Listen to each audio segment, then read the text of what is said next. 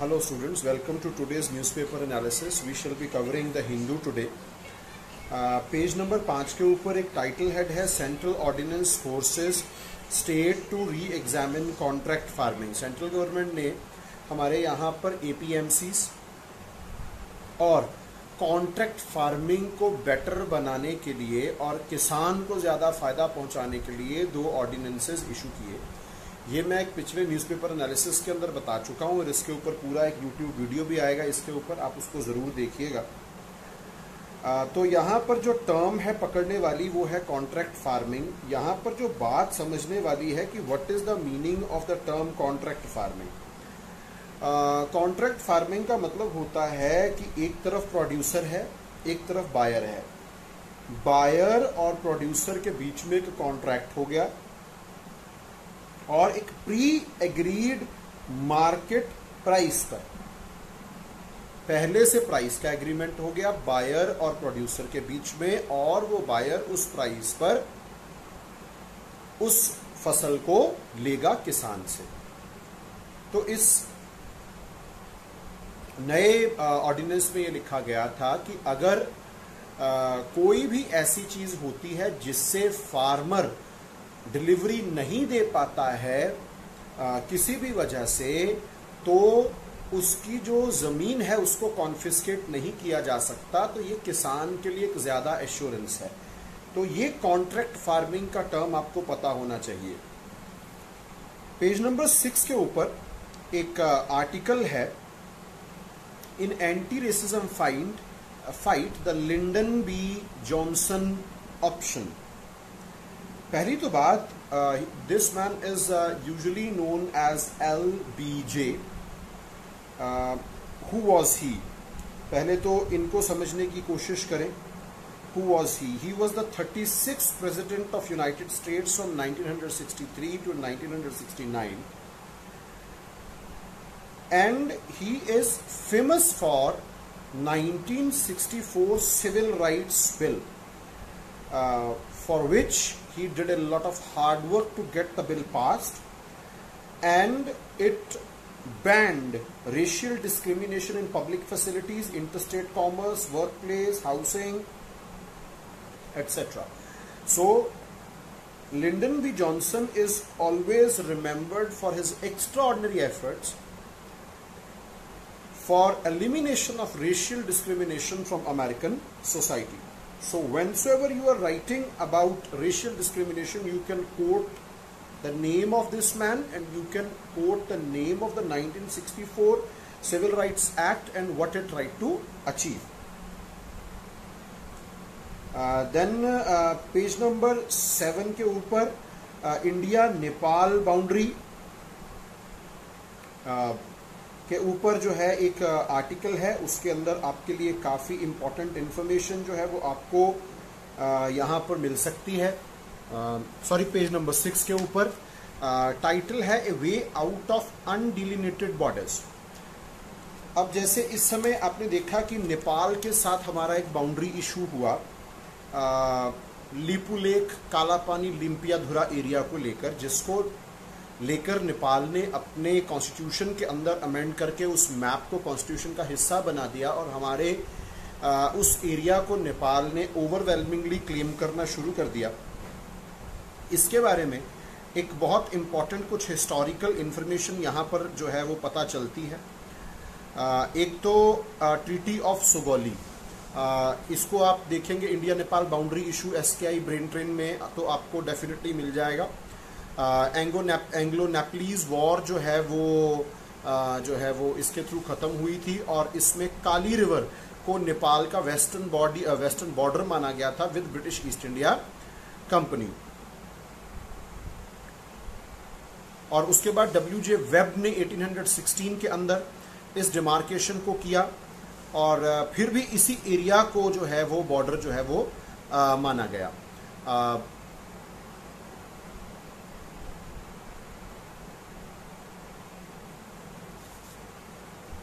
इसी आर्टिकल के अंदर आपको कुथी वैली का भी नेम मिलेगा। कुथी वैली उसी जगह पर है जहां ये डिस्प्यूटेड एरिया है। यहाँ पर एक स्ट्रीम है जिसको कुथी यांती स्ट्रीम कहते हैं। ये काली रिवर का वेस्टर्न जो आप कह सकते हैं कि एक ब्रांच है, और डब्ल्यू.जे. वेब ने बाद में इसको इंटरप्रेट किस तरह से किया था ये आपको पता होना चाहिए। और ब्रिटिशर्स ने कुथी वैली और लिम्पियाधुरा पास को अपने ब्रिटिश इंडिया वाली साइड में ही रखा, और main branch of Kali river को ही इन्होंने बॉर्डर माना था। तो ये इसका हिस्टोरिकल पर्सपेक्टिव। इसी आर्टिकल के अंदर एक और रेफरेंस है China Nepal boundary treaty 5 October 1961। इसके आर्टिकल 1 के अंदर कहा गया the Chinese Nepalese boundary line starts from the point where the watershed, watershed का मतलब जो ऐसी माउंटेन चेन जिसके दोनों तरफ नदियां उतरती हों, watershed, between the Kali river and the Tinker river meet the watershed between the tributaries of Mapchu, जिसको करनालगी या गंडकी कहते हैं, on one hand and the Tinker river on the other hand। अगर आप इस एरिया को ध्यान से देखेंगे, जहां पर आपको लिपू लेक से थोड़ा सा नीचे आएंगे तो मैप में आपको तिनकर रिवर और तिनकर विलेज दोनों दिख जाएंगे। तो उसको बाउंड्री जो है वो माना गया था, चाइना नेपाल बाउंड्री, और इंडिया की बाउंड्री को डिमार्केट करने के लिए इस ट्राई जंक्शन का इस्तेमाल किया गया। तो ये एक्सेप्टेड बाउंड्री है 1961 की ट्रीटी के अनुसार। The China Nepal boundary protocol of January 20, 1963 established permanent boundary markers as numbered 1 to 79 in series order from west to east, and the first marker of the China Nepal border is at Tinkar। So the tri-junction, though not delineated, corresponds to the border claimed by China and shown on the British map of 1879, and in subsequent events is about 5 km east-southeast of Lipu Lake and 20 km from the Limpiadhura Pass। तो यहाँ पर आप direction पर ध्यान देंगे, लिखी है east south east direction. तो अगर आप यहाँ डायरेक्शन को पकड़ेंगे साउथ साउथ ईस्ट, जहां लिम्पियाधुरा है वहां से साउथ साउथ ईस्ट हम चलेंगे तो आप नेपाल की तरफ जा रहे हैं। South south east you are going towards Nepal. तो ये 1879 के मैप के अनुसार एक्सेप्टेड पार्ट है। The principles of international law support the British and India's claim. International law borders are established through political agreements. Delimitation gives specific meaning to the verbal description and is considered part of the negotiations and demarcations in setting up the boundary markers. In case of Lipu Lake, Kalapani, now Limpiadhura, the political agreement of 1817 has been acted upon and not open to challenge now. A treaty has to be interpreted with reference to the circumstances prevailing at the time of the treaty was concluded. तो international law का जो meaning अगर हम निकालते हैं तो उसके अनुसार भी ब्रिटिश इंडिया और प्रेजेंट इंडिया के क्लेम्स बिल्कुल ठीक है। और जो डायरेक्शन है south south east from Limpiyadhura and 5 kilometre south south east from Lipu lake, it says that we are moving towards Nepal and this area belongs to India. This is the interpretation of this particular paragraph. Page number 8 bottom के ऊपर एक movie announce की गई Malabar rebellion 1921 के ऊपर, जिसकी वजह से वहां पर कुछ पॉलिटिकल टेंशन हो गई। Political tension is not our concern is what was Malabar rebellion, क्योंकि अगर आया है न्यूज में it's an important rebellion in our history, तो हमें थोड़ा सा मालाबार रेबेलियन के बारे में पता होना चाहिए। मालाबार रेबेलियन जो है वो 1921 में हुआ मालाबार कोस्ट के ऊपर। मालाबार कोस्ट को अगर हम इन शॉर्ट समझे तो जो केरला वाला कोस्ट बनता है, वहां पर ये रेबेलियन जो है वो हुआ। यहां पर जो मुस्लिम कम्युनिटी के लोग रहते थे उनको जो है वो मोपलास कहा जाता था। मोपलास का मतलब होता है सन इन लॉ। ये लोग यहाँ पर ज्यादातर हिंदू कन्वर्टेड लोग थे और लोकल वेमेन से इन लोगों ने मैरिज कर रखी थी, तो मोपलाज इनको जो है वो कहा जाता था। और इस इलाके के अंदर हिंदू, ब्रिटिश और जो इस इलाके के लैंडलॉर्ड्स थे उनके विरुद्ध ये रिबेलियन हुआ था। रिबेलियन का जो मेन कारण था वो हिंदू लैंडलॉर्ड्स द्वारा जरूरत से ज्यादा टैक्सेस की एक्सट्रैक्शन और कम्युनल फीलिंग्स, इसकी वजह से ये जो है हुआ रिबेलियन। और साथ साथ में खिलाफत मूवमेंट 1919 में खिलाफत मूवमेंट, ये उसका भी एक आप प्रभाव कह सकते हैं कि एक प्रभाव रहा इसके ऊपर। और इसमें जो दो मेन लीडर्स थे, एक थे अली मुसालियार और दूसरा थे वरियान कुनात कुंज अहमद हाजी। तो इनको वी.के. हाजी के नाम से जाना जाता है। इनके ऊपर ये मूवी बननी है, तो इसको लेकर ये थोड़ा सा जो वहां पर पॉलिटिकल स्टॉर्म हुआ है। हालांकि अगर हिस्टोरिकली हम बात करें तो this rebellion was crushed by Britishers, जिन्होंने एक स्पेशल बटालियन बनाई थी, मालाबार स्पेशल फोर्स, इस रिबेलियन को दबाने के लिए। तो काफी ये वायलेंट रिवोल्ट उस समय का रहा था। तो इतनी सी हिस्ट्री आपको पता होनी चाहिए। उसके बाद पेज नंबर 9 के ऊपर RIC मीट, हमारे जो फॉरेन मिनिस्टर हैं mister S Jaishankar, he is going to attend RIC meet, that is Russia India China meet. इसकी डिटेल्स मैं आपको पिछले न्यूज एनालिसिस के अंदर बता चुका हूं। पेज नंबर 10 के ऊपर सुप्रीम कोर्ट ने कुछ रिस्ट्रिक्शंस के साथ जगन्नाथ रथ यात्रा को परमिशन दे दी। 2500 साल में पहली बार ऐसा होने जा रहा है कि बिना डिवोटीज के जगन्नाथ रथ यात्रा होगी। कुछ सिक्योरिटी अरेंजमेंट्स, कुछ डिस्टेंस के अरेंजमेंट्स, कुछ भीड़ को काबू करने के अरेंजमेंट्स को ध्यान में रखते हुए सुप्रीम कोर्ट ने इंस्ट्रक्शंस दी। और बाद फिर जगन्नाथ रथ यात्रा जो है वो लॉर्ड जगन्नाथ ये की रथ यात्रा होती है, जिसमें जगन्नाथ, लॉर्ड जगन्नाथ, सुभद्रा और बलराम की रथ यात्रा निकाली जाती है। बहुत फेमस, बड़ा एज ओल्ड टाइम से ये फेस्टिवल जगन्नाथपुरी उड़ीसा में मनाया जाता है। उसके बाद पेज नंबर 10 के ऊपर आरोग्य सेतु जो एक ऐप है, जो कि आपको जियो टैगिंग और जियो फेंसिंग, इनके थ्रू एक तरह का एक प्रोटेक्शन एनवायरनमेंट आपके आसपास बनाने की कोशिश करती है। आपको अलर्ट्स दे सकती है whensoever you come in that area, जहां पर कोविड-19 के मरीज हो सकते हैं तो हो सकते नहीं हैं। तो MP's panel looking into Aarogya Setu. वैसे you all of you must install this app on your mobile phone whensoever you are going out, आप switch on your location and your Bluetooth. So MP's panel looking into Aarogya Setu.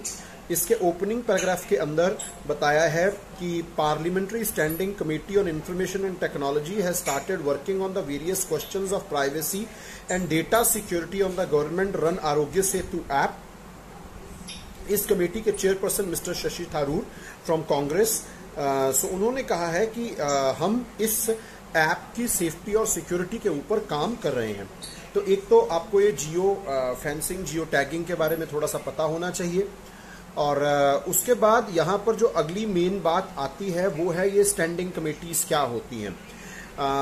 Parliamentary standing committees, दो तरह की committees parliament के अंदर usually बनती हैं। एक standing committees होती हैं, एक एड हॉक कमेटीज होती हैं। स्टैंडिंग शब्द का मतलब है कि ये कॉन्टिन्यूटी में अपना काम करती रहेंगी। यूजुअली इनको हर साल जो है वो बना दिया जाता है। एड हॉक कमेटी सिर्फ जरूरत पड़ने पर ही बनती हैं।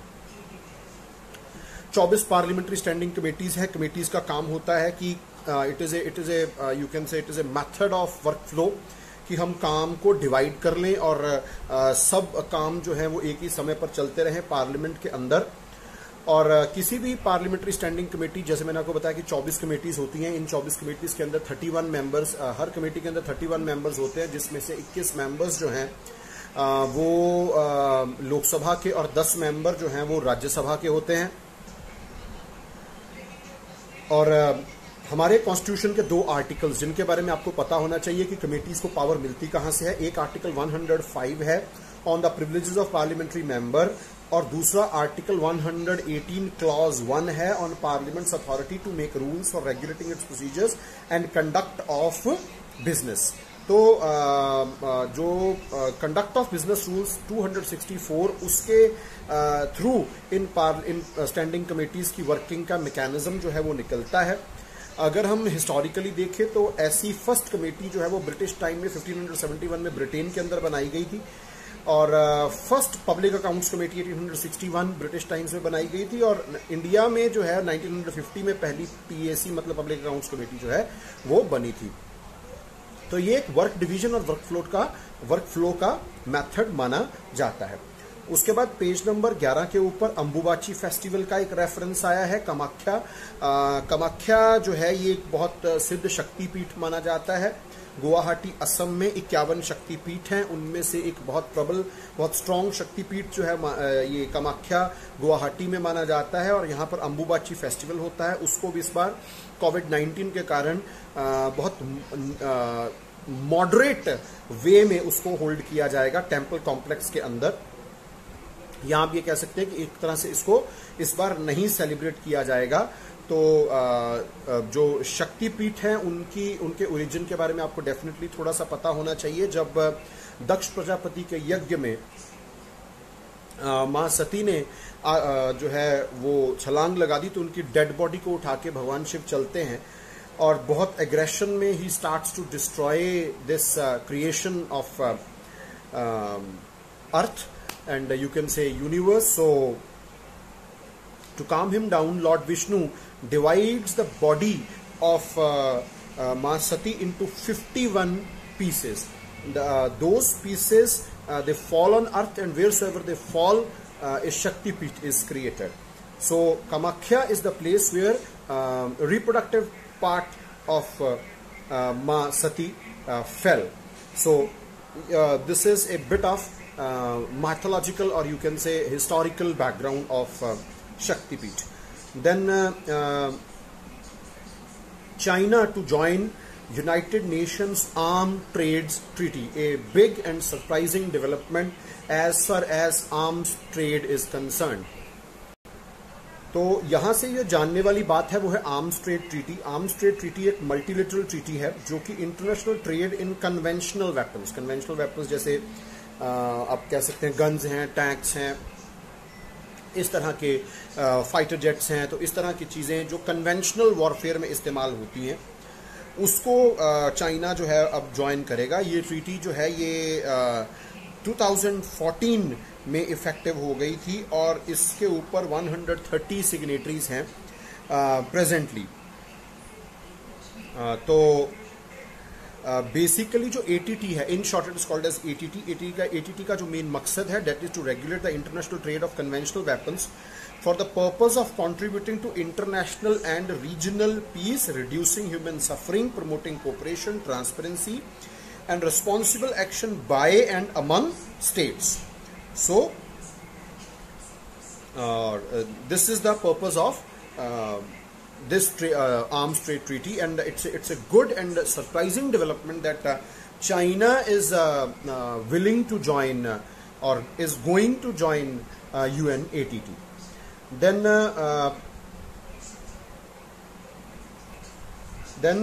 on page number 12 there is a news which says Japan to rename island disputed with China, local council votes for the move. तो आपको पहले मैप के ऊपर इस आइलैंड की लोकेशन जो है वो समझनी चाहिए। मैं आपको यहाँ पर वर्बली बता देता हूँ। अगर आप चाइना के नीचे ताइवान के राइट हैंड साइड के ऊपर आप एक एक्सटेंशन देखेंगे जो कि जापान से आइलैंड्स की एक एक्सटेंशन आ रही है जिसमें बहुत सारे आइलैंड्स हैं। उन्हीं में ये एक आइलैंड है जिसका नाम है सेनकाकू, और इस सेनकाकू आइलैंड की आप लोकेशन देखेंगे तो it is approximately 170 kilometres in water from Taiwan, and similarly it is approximately 170 kilometres from Ishigaki island भी आप उसी आइलैंड चेन को नीचे की तरफ फॉलो करते आएंगे जापान से, ओकिनावा के नीचे से तो आपको इशिगाकी, और इशिगाकी के लेफ्ट हैंड साइड और ताइवान के राइट हैंड साइड ऑलमोस्ट बीच में ये एक छोटा सा आइलैंड है। और इस आइलैंड को कंट्रोल तो टोक्यो करता है, मतलब जापान करता है, लेकिन ताइवान और चाइना इस आइलैंड के ऊपर अपना क्लेम करते हैं। And this island is known as Diaoyu, too in Taiwan and China, और इसका नाम तोनो शिरो सेनकाकू कर दिया जाएगा। और इसके लिए इशिगाकी की जो लोकल काउंसिल है उन्होंने वोट कर दिया है। और दिक्कत ये है कि इशिगाकी का एक और एरिया है जिसको तोनोशिरो कहते हैं। तो जापान ये कह रहा है कि हमने इस कंफ्यूजन को दूर करने के, तो लोकेशन मैंने आपको मैप के ऊपर समझाने की कोशिश की है। So you can find it easily on internet. Page number 13 के ऊपर एक न्यूज है, India can reduce trade deficit with China by 8.4 billion according to a study by Equit Ratings and Research। जहां तक बात करें चाइना से इंडिया को जो सामान आता, मतलब इंडिया जो इंपोर्ट करता है दैट इज 65.1 बिलियन और एक्सपोर्ट्स हैं 16.6 बिलियन, मतलब 48.5 बिलियन का ट्रेड डेफिसिट है। ट्रेड डेफिसिट का मतलब होता है the difference between imports and exports. लेकिन इस स्टडी के अनुसार 40 ऐसे सब सेक्टर्स हैं जो कि इस इंपोर्ट डिपेंडेंसी को घटा सकते हैं और इंडिया स्पेसिफिक सेक्टर्स में अपने इंपोर्ट्स को घटा के ट्रेड डेफिसिट को नैरो डाउन कर सकता है चाइना के साथ।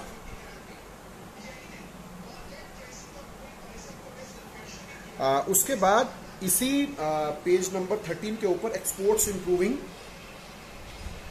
तो ये हमारे मिस्टर पीयूष गोयल जो industry minister, commerce and industry minister हैं, उन्होंने कहा India's exports are showing signs of improvement as the contraction in outbound shipment in June so far has come down to about 12% compare to 60% in April. तो हमारे यहाँ से ships बाहर नहीं जा पा रही थी, अब शिप्स का जो कंट्रैक्शन था वो कम होना शुरू हो गया है। Ships are moving. हालांकि ओवरऑल एक्सपोर्ट्स हमारे जो हैं वो काफ़ी ज़्यादा इस समय घटे हैं, रीजन बीइंग कोविड-19 की वजह से global economy was slow down. तो you can find that slowly and steadily our exports have started to gear up again.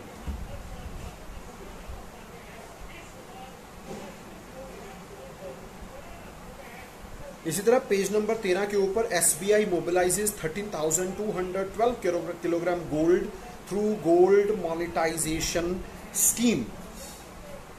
और इसमें ये बताया गया है कि जो गोल्ड मोनेटाइजेशन स्कीम 2015 में लॉन्च की गई थी, जिसमें लोगों के घरों में पड़ा हुआ सोना वो बैंक्स में जमा करवा सकते हैं शॉर्ट टर्म, लॉन्ग टर्म और मीडियम टर्म के लिए, और उसके बदले उनको इंटरेस्ट मिलेगा after the purity testing is done. और उस प्योरिटी टेस्टिंग के सर्टिफिकेट के बाद वहां पर एक उस सेंटर में या किसी बैंक में जाकर आप एक सेविंग बैंक अकाउंट खुलवा सकते हैं और उसके अंदर आपका गोल्ड डिपॉजिट हो जाएगा और फिर आपको गवर्नमेंट इंटरेस्ट देती है उसके बदले, और मैच्योरिटी पीरियड के ऊपर आपको मनी भी मिल सकती है गोल्ड वैल्यू के बराबर की, जो उस समय प्रिवेलिंग गोल्ड रेट्स होंगे। तो इसमें जो शॉर्ट टर्म होता है वो 1 to 3 ईयर्स के लिए डिपॉजिट होता है, मीडियम टर्म 5 to 7 ईयर्स के लिए होता है, लॉन्ग टर्म 12 to 15 ईयर्स के लिए होता है। और अगर आप एक साल के लिए जमा कराते हैं तो 0.50% पर एनम इंटरेस्ट है। अगर आप एक साल या above 1 year and up to 2 years 0.55% है, 0.60 per year for a tenure above 2 years and up to 3 years. In case of medium and long term deposits आपको 2.25% per annum तक का इंटरेस्ट जो है वो मिल सकता है। तो your gold becomes an asset which can earn money for you, and government can get good gold stocks which can help us to boost our economy and strengthen our economic conditions. इसमें जो minimum deposit होता है वो 30 grams का होता है। आप bars, coins, jewellery जो है उसके रूप में जमा करवा सकते हैं। स्टोन्स इसमें से एक्सक्लूडेड होते हैं, दूसरी मेटल्स भी इसमें से और जो है वो एक्सक्लूडेड होती हैं। तो पेज नंबर 14 के ऊपर रणजी जो कि हमारी डोमेस्टिक चैंपियनशिप है क्रिकेट की, उसमें highest wicket taker ever mister Rajendra Goyal, he has passed away, and उनको कमेमोरेट करते हुए अलग अलग जो क्रिकेट फ्रेटर्निटी के लोग हैं उन्होंने अपनी अपनी राय रखी है. तो you must know mister Rajendra Goyal, he was a left arm spinner and he is the highest wicket taker in history of Ranji trophy. So you must know this thing. Then